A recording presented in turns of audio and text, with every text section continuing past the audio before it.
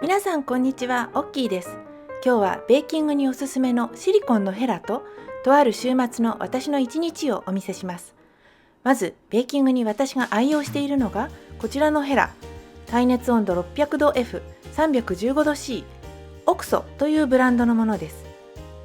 今までゴムベラ、シリコンベラはたくさん使ってきたけれど、これは今のところ一番のお気に入りです。ちょっと重たい生地を混ぜるときも心棒が入ってしっかりしているので大丈夫。以前こんな感じの柄がプラスチックのスパチュラを使っていて、作業中にバキッと折ってしまったことがありました。ブラウニーの生地をボウルからきれいに拭うときも先端のしなり具合がちょうど良いのでとても使いやすいです。ヘラによっては継ぎ目に汚れがたまりやすかったり、凹凸があってきれいに拭えなかったり。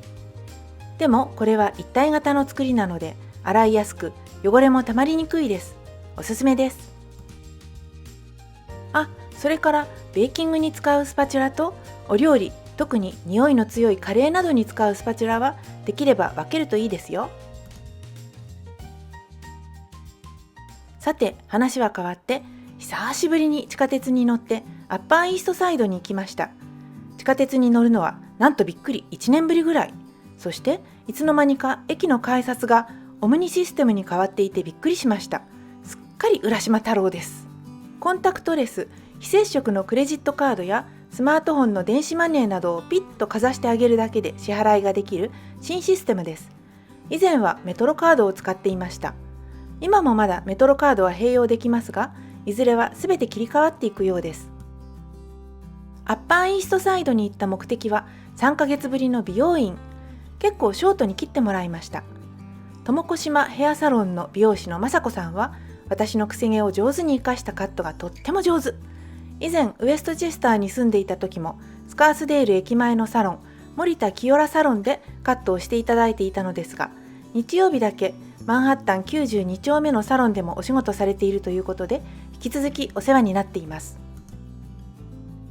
前回のカットの時は旦那さんに車で送ってもらったのですが、自家用車は先日手放してしまったので、今回は地下鉄で行きました。そして実は旦那さんにも一緒に来てもらいました。というのは今ニューヨークはやはりコロナでちょっと街も人もすさんだ感じがあるので、旦那さんが一緒の方が安心かなと思ったのです。街を歩いていても閉店してしまったお店が多く目につきます。落書きも以前よりまた増えた気がします。地下鉄ではホームレスが暴行事件に遭ったりもしています。また最近ニューヨークシティではアジア人への人種差別的な事件や暴力が増えているという話もあります。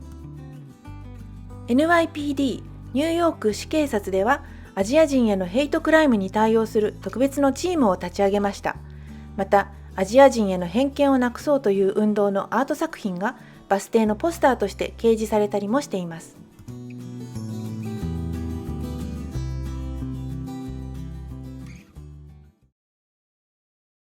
さて話は変わって、素敵なヘアスタイルになってすっかりご機嫌で家に帰ってきました。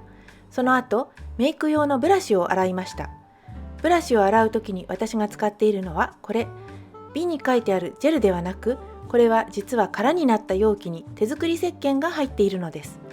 以前手作りのオリーブオイル石鹸を作っているところを動画でもご紹介しました。石鹸を型に流し込んで固めるときにこんな空き瓶に入れて固めておけば OK。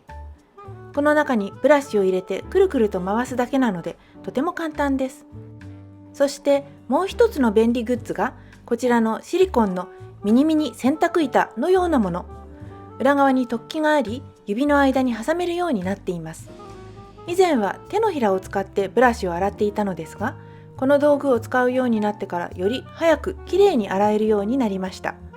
確か何かの化粧品を買った時におまけでついてきたものだったと思うのですが、とても役立っています。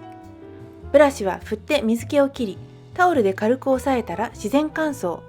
あんまり日当たりの良いところは良くないので、この後日陰に移しました。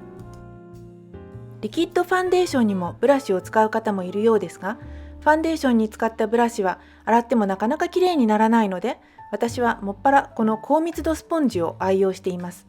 ドラッグストアの CVS で12個入りが$4ちょっとと安いので、何回か洗いながら繰り返し使って汚れてきたら気軽に取り替えられるし、品質も良いので気に入って使っています。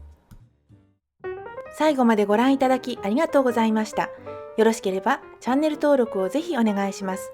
皆様からのコメントやいいねボタンも動画作成の励みになりますのでよろしくお願いします。じゃあまたね。